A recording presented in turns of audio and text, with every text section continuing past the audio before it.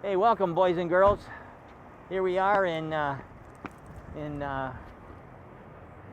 Tesla land, I guess would be a better way to put it.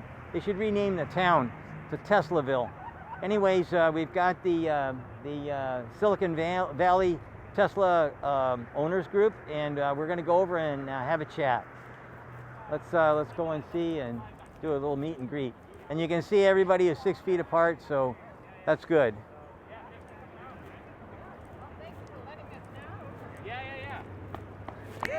Yay! Oh wow! Look at this.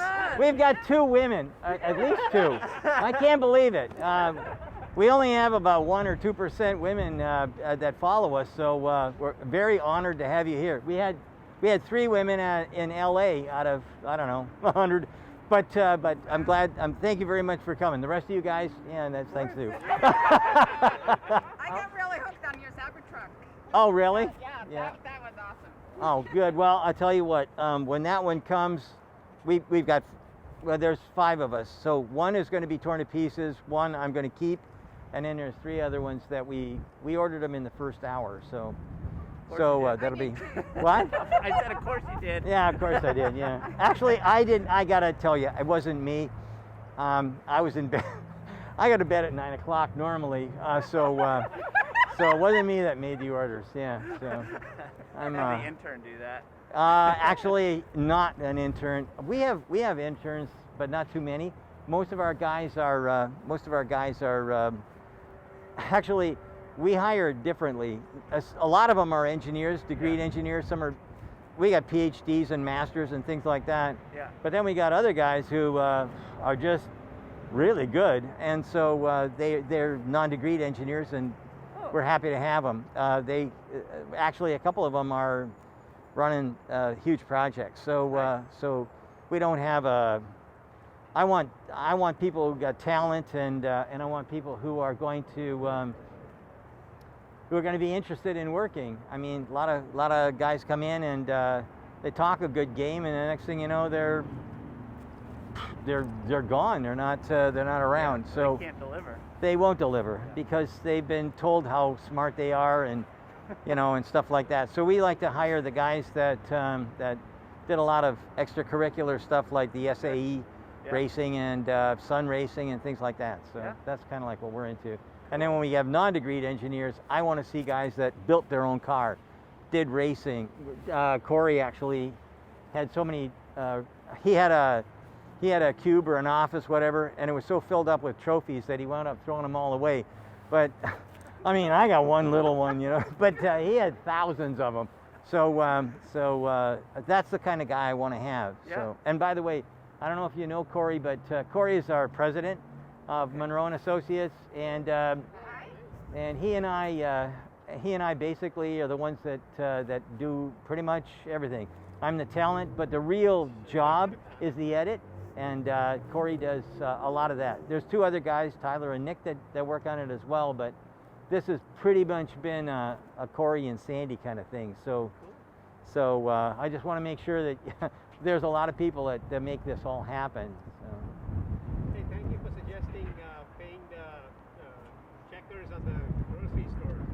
Oh, yeah. That was a new Yeah. one, and I started doing that. Yeah. Well, I'll tell you what. We went through some of the states, and I come up and so something costs $16.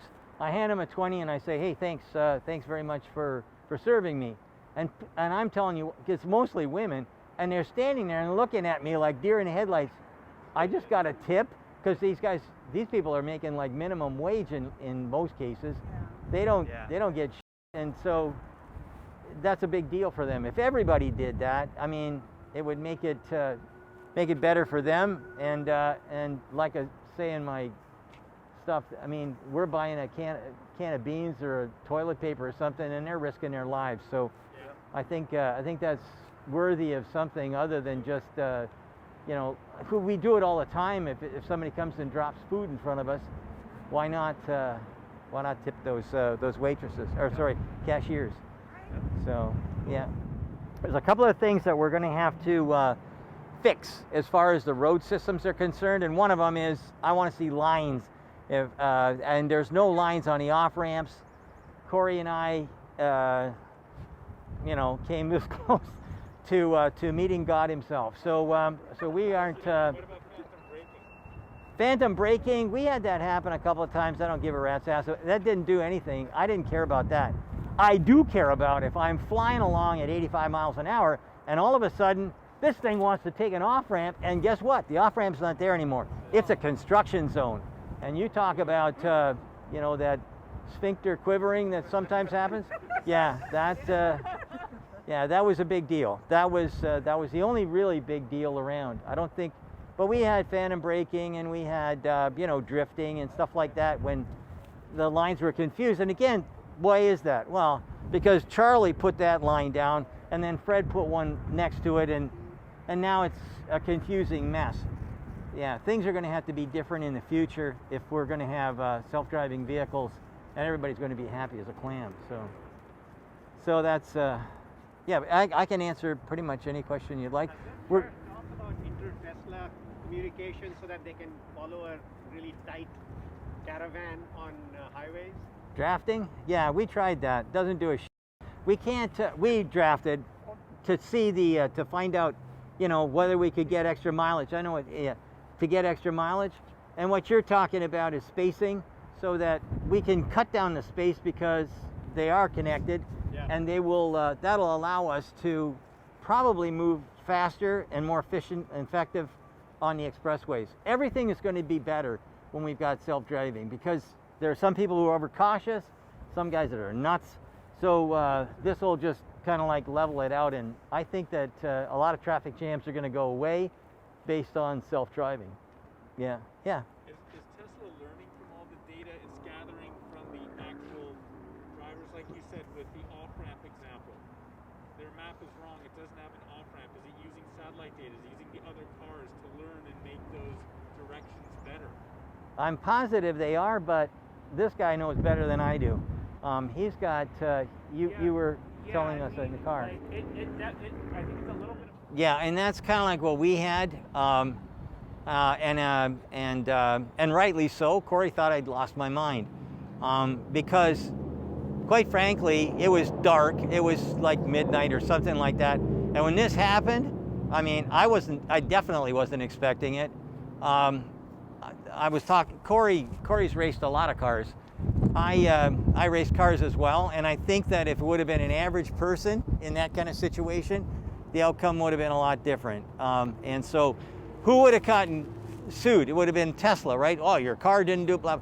But really and truly, what's the root cause? The root cause is that these expressways have got to be remarked. They've got to be catching up to the times, as it were. So, yeah. Are you doing a tour of the Fremont factory? I beg your pardon? Are you going to be doing a tour of the Fremont factory? Not on this trip. Well, not this time, but maybe at the end of the. There's a lot of stuff in play, so there's not much I can tell you except that we'll be back. I think I should. Wait a minute. We'll be back. I have to do that in a different accent. German accent, yeah. I have a question. Yeah. Now that you've put like at least several thousand miles in a Tesla, have you had some really enlightening perspectives on how the car drives compared to all the other cars that you've driven over your career? If you're driving it by yourself, it drives like a BMW. I've driven everything. BMW, I should qualify. We've worked for almost every car company. BMW, the Mini and whatnot, that was Munro that led that team. We did the wall process and a lot of training and actually redesigns ourselves. So we've worked with BMW, Mercedes, Chrysler, Ford, General Motors, Toyota, Honda, whoever. Pretty much everybody at one time or another. That car, to me, drives like the Model 3 and the Model Y. Both drive like a BMW. It has the same kind of suspension and whatnot. So from a driving experience, that's my kind of, if I'm going to be driving a sports car, that's what I want to have the feel for. I don't want to have something that's mushy and I have to turn 5 times in order. That's kind of like what I like. When it's on a pilot, I initially was skeptical. I'm always skeptical at the beginning. If you're an engineer, you're a skeptic. So anyways, I started driving it, and we have the videos. I don't know how many of them are going to pop up, but we have the videos of me driving, and I'm just going, I can't believe how nice this is. Oh my God. And you know what? How many hours did we drive from? Probably about 36 hours. No, I mean the longest drive. Was that like 20 hours? 24, 26? A lot anyway, over a day. Yeah, So we just kept switching. Switch drivers. We weren't fatigued. Yeah. Exactly. Yeah. I could not believe it. There was no fatigue whatsoever. Yeah. Yeah, it's great. It takes a lot of the effort. And by the way, here's something else. Well, I learned to race not as young as him, but I learned to race when I was in my late teens and early 20s. And when you learn how to race, you kind of like you get into this mode where you have like tunnel vision. I only look at lines. I don't look around, and I never see scenery. Well, guess what? On this, now I can look around. Hey, look there's a mountain. Can you believe it? There's a pond over there. Yeah, it's a whole different driving experience. I think there's going to be a lot more people on the road if if one person is driving, it's like crap. Who wants to go on a road trip if you're the driver? No, not me. But now with this, as long as I keep or I found out that if I put my thumbnails into the car or into the steering wheel, it doesn't give me that little warning. Hold on to the steering wheel. And talking about fatigue, I've done 3 day trips to LA and back in the same day, 700, 800 miles in a Yeah. day. I could never drive that much all by myself. Yeah. On autopilot. Yeah. What percentage of your 36 hours were you on autopilot? Oh, I'd say 80, 70, 80. Yeah. Well, Why so low? Because Colorado. because every once in a while you get into situations where I just want to do something, okay? And it's I don't know. It's the same with Cory. I mean, we drive all the time, and after a while I thought, I'm gonna forget how to drive if I keep this up. So I take it off. And then a lot of times too, like both of us had the same kind of thing, where the car came back and said, "No soup for you," because we were doing stuff. Did you not get the 3 strikes out? I'm sorry, what? Was it the 3 strikes? Or Yeah, 3 strikes, yeah. We did 3 strikes. I did them faster than he did, but Stop, get back. yeah, yeah, Can I ask you a Yeah. question? yeah. So you've been in the car industry for a long time. Your perspective is really Twice as amazing. old as you. And actually, I'm just kind of curious. Like Biden just signed an executive order encouraging Buy America, American manufacturing.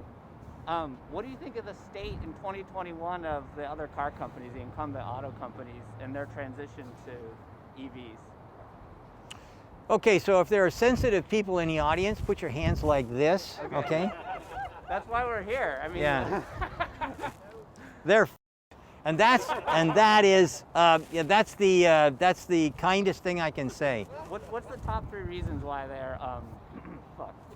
Okay, so the first one is there's too many MBAs. Yeah. The second one is there's too many MBAs, and the third one is there's too many lawyers. So engineers are stymied continuously, and this is the same for me.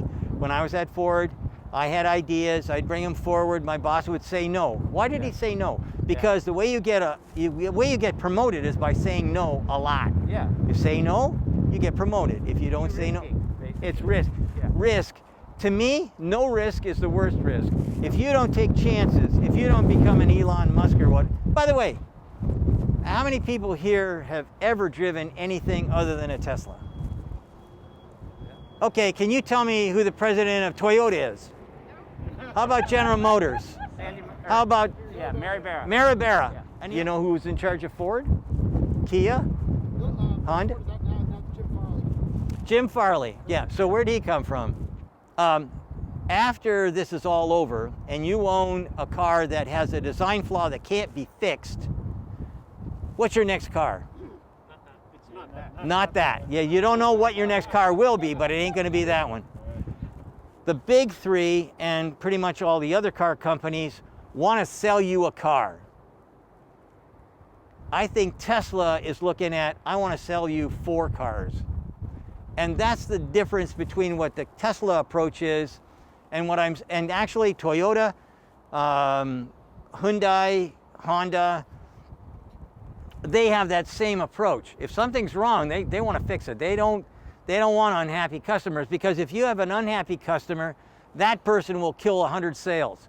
If you have a happy customer, he may make, or she may make, 1 or 2 sales. That's it. And that's kind of like one of the rules that we have in the automotive world. But if you're a lawyer, or if you're an MBA, like a finance guy, you don't see it that way. Hey, I got to save money. And there's 2 kinds of companies: make money companies and save money companies. And the save money companies always shrink or go out of business, or both. So. Do you think there'll be a number 2 in the EV space?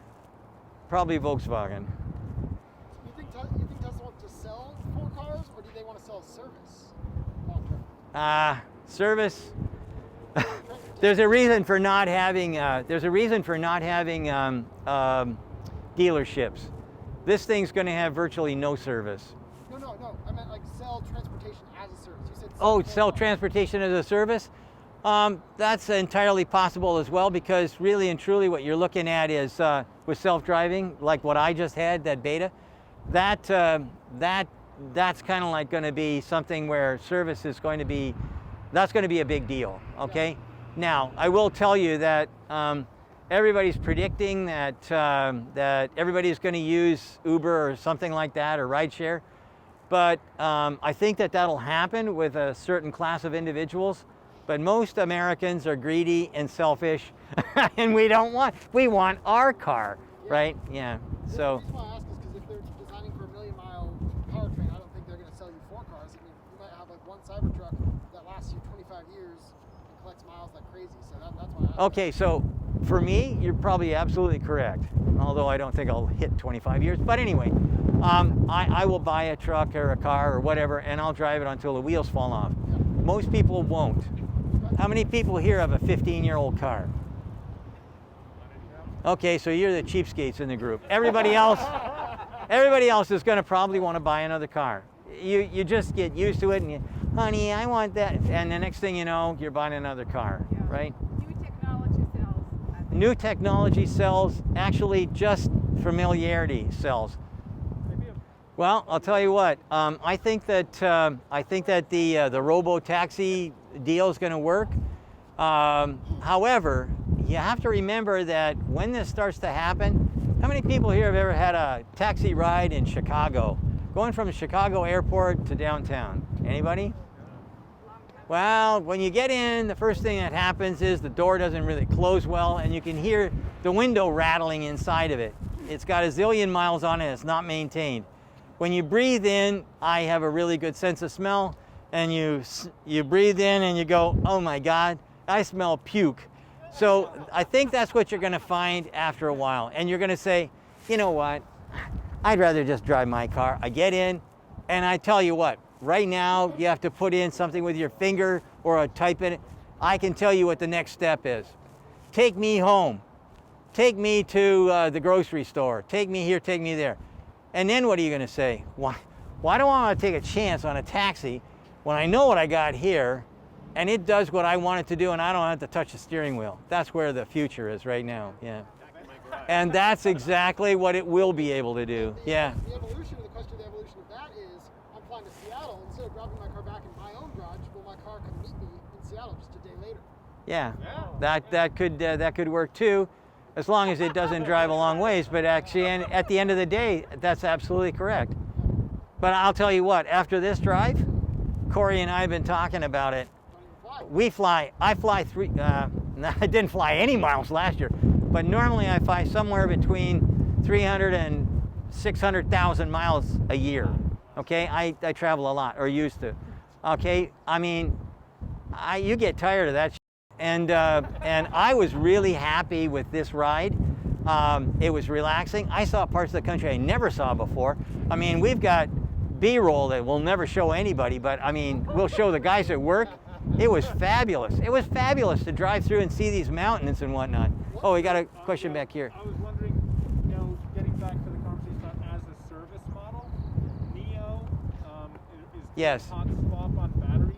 Yeah. Do you think that's a good idea, or do No. you think people want to have their own battery and they don't want to? I have a barbecue, or I had one. We threw it off the roof. But anyways, I had a barbecue, right? And it has a propane tank. So yeah, I needed more propane. I took it in. The guy took mine and he gave me back this rusted out piece of crap. Hold it. I took it to a filling station and I filled it up myself. I think the same thing is true with batteries. I don't want somebody else's battery. I don't know what they did with it. I don't know if they let it run down to nothing 4 or 5 times. I'm not going to do that. I'm going to keep my battery.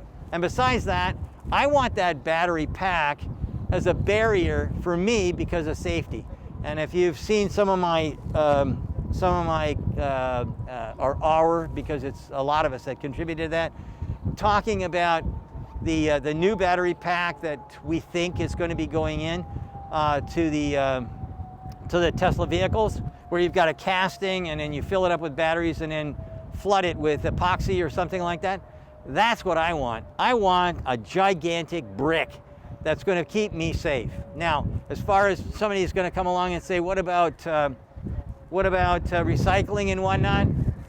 The recycling processes that we've seen that look like they have legs, they don't care. I'll be able to separate the epoxy. I'll be able to separate the steel. I'll be able to separate everything, take what I want out, and the rest I can recycle it into other things. But the what do you call it? The alloys that are expensive or things that I want to reuse, they'll be easy to extract, and I think you're going to find that in the very near future. You know, some of you guys must be freezing your tails off, like you there in that T-shirt. Yeah, and this lady here's hopping up and down already. We better get some. Yeah, I'm going to tell you right now that if they don't get rid of dealerships and do something radically different real soon, I think that you're going to see a huge problem. I think that they're going to be in big trouble. I was going to use something that was a little too provocative, but they're going to be in big trouble. Cadillac already bought I think 150,000 dealerships back, giving them money. Yes, they gave them money to get out of the dealerships. That was for a different reason. As your market starts to collapse, those dealerships get more and more upset, and it's better, again, if you're an MBA, this is a good idea. We're going to buy them back, and we'll keep the dealership happy, the dealers happy. Right. What about the customer? Okay, they don't give a rat's about that. That's kind of like what's going on here. So what we have to do. Oh, sorry. Tony has a Tony. new Model Y with a single piece mega casting. And he took a Model Y, yeah. He took his front trim out for you to look at it. Oh, let's have a peek at that because So I it's haven't gonna- seen one yet. By the way, I don't know if you heard, but I was really disappointed when we took off that trunk trim and there was no casting The there. reaction was priceless. What? Oh yeah, oh that's the second, are you kidding? That was the second tape. You should have seen the first one. When I tore that thing out, what the heck? Yeah, that one we scrubbed. Yeah, I have a really, see now that's what, oh look at, oh we got lots of good things here. It goes all the way. Yeah, it does. To one piece. Yeah. Well, this is more than what I was expecting, actually. Tell me what you see. They changed this tub. It's still plastic, but I don't remember. Lower. Yeah, the lower one. Yeah. No, it goes down lower. Yeah, I know. That's right. SpaceX launch. No bridge.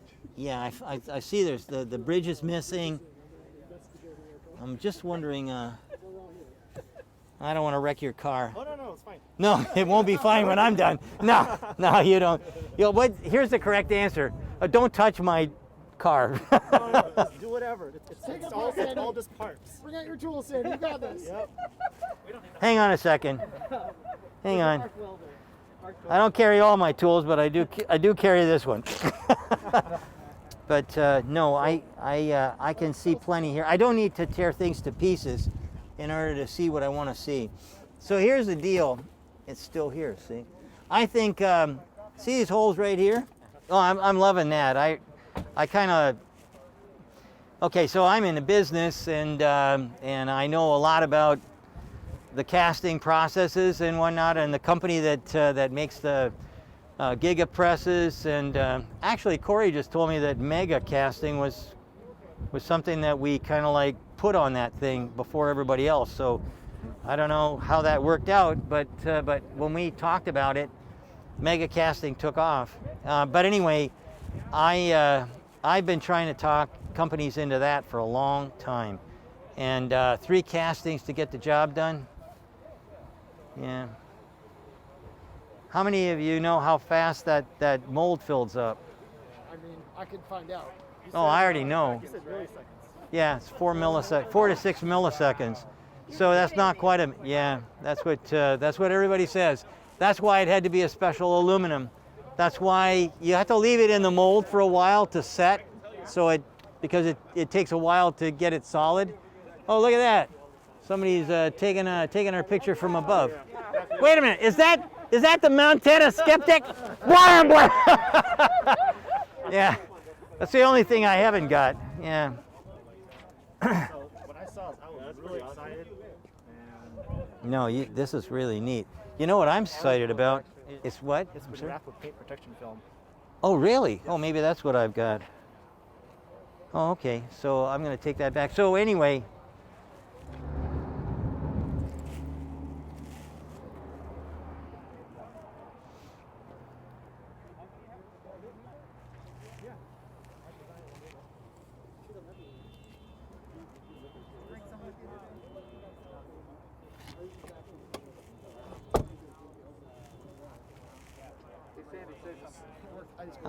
Yeah. Okay, so again, if we would have got a Model Y that looked like this, there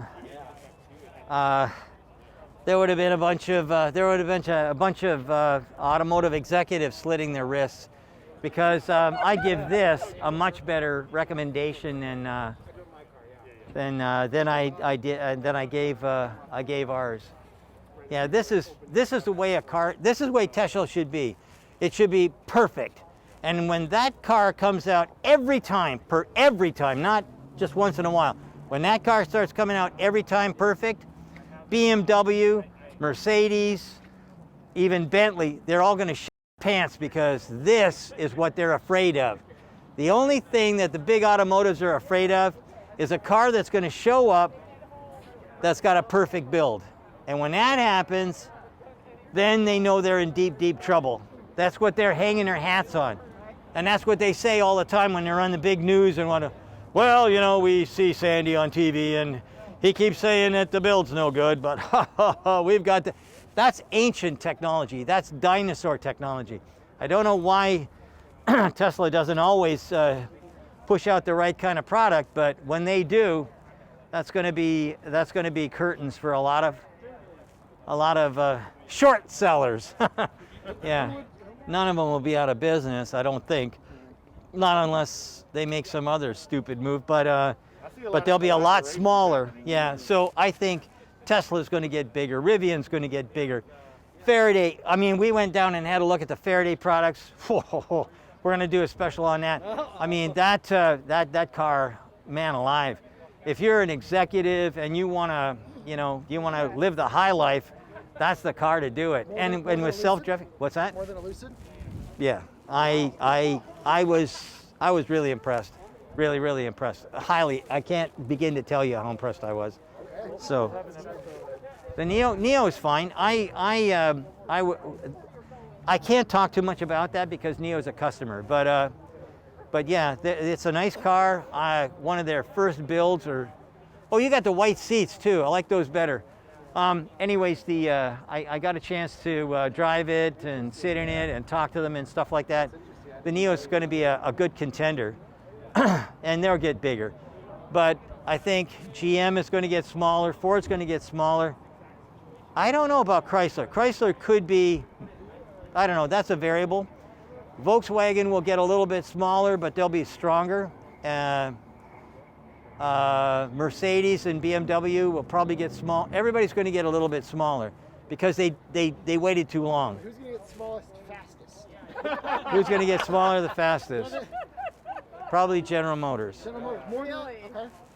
Yeah. A lot of people. No, Toyota won't suffer much at all because they've got. Toyota has hydrogen fuel cells. Toyota has the Prius. They have a lock on what do you call them? Hybrid vehicles. What we see in the United States is only the tip of the iceberg when it comes to Toyota. Toyota is working on what do you call it? Cold fusion. They're not. They're like a lot more like what? They're not just sitting back and taking it. They're working. They're not sitting back and taking it. They're looking at what's the long, what's going on in the long run. Okay. So, one piece like that compared to what we've got in our Tesla Model 3, that's going to. I have to start thinking because I have all these wonderful things if I'm with other idiots like myself. But anyways, it's going to make it very stiff. Okay. And you can probably extrapolate from there. So I'm going to tell you right now, that's what I want. If I want a really stiff body, I want that. That's what I want. And if I really want to make it stiff, I want that. And then I want the center section to be like where the batteries are. I want that as a single piece casting, and then the front. And then you know what I got? I got a rock. And that's what I want for the center of the car. Safety-wise, it's going to just, Safety is fine. There's a lot of things for safety that you can do to make this as crash-worthy as anything, even if it is welded steel together, but this makes it a whole lot easier. But you know what's better than that? Better than stiffness? The fact that I've got a perfect build. A perfect build. So that means that the guys on the line that are putting the bits and pieces on, they pick something up, they put it in place, and it fits right first time. That's what makes the line goes. No errors. Yeah, no errors. In fact, one of the things, the ugliest car award goes to the BMW i3. Okay, but if you look at that car from an engineering standpoint, that is made out of carbon fiber. That thing is going to be consistent within thousandths of an inch every time. That means it's going to be very easy for the operators to put it together. If I was going to make a car, I'd have that type of castings for the floor pan, and I would have carbon fiber for the whole upper because I want to try and make it so that the top half is light and my center of gravity is real low. I'd like to have my center of gravity right here, whereas this one is probably around there. Okay, that's roofs, glass, all this stuff's heavy, and that makes things tip. So it works better if you can lower the center of gravity. Would a single piece casting be problematic in terms of repairs in case in an accident or something like that? Trying to rip that entire section out, or would it be? At the end of the day, I won't have to repair that because if you smash into it, okay, these are the crush points, and you break something here, whatever. Not a big deal, okay? But the casting itself will probably survive. Oh, really? And if you get into a crash heavy enough that you can break that, thank God, and buy another car. Yeah. Yeah. Thanks for your insights. Appreciate it. Yeah. Are you guys going up to Arcimoto on this trip? Well, yes. Yeah, we got to leave pretty soon. Actually, what time is it? About 3 or 4 minutes. 3 or 4 minutes? Small gift. If you want it, it's for the crowd for when you are eating inside. I saw videos where you're always eating, so you can put it right in the center, and you can have your food and just eat. You know what? This is great. So if you try it out, if you like it, you can just. I would love to have this. Same for this, you can have it wherever you like it. It's just. Oh, for the cables? Yeah, if you have cables. Oh, wow. And stuff, so it goes here, or here. Well, thank you. Yes, I absolutely like this. Yeah. Cory and I are messy, and it would help. In fact, I'm glad we didn't bring our car around because it's full of Or did you clear it out? No. All right. Okay then. No, it's better if you don't see. You'll think less of us. Thank you so much.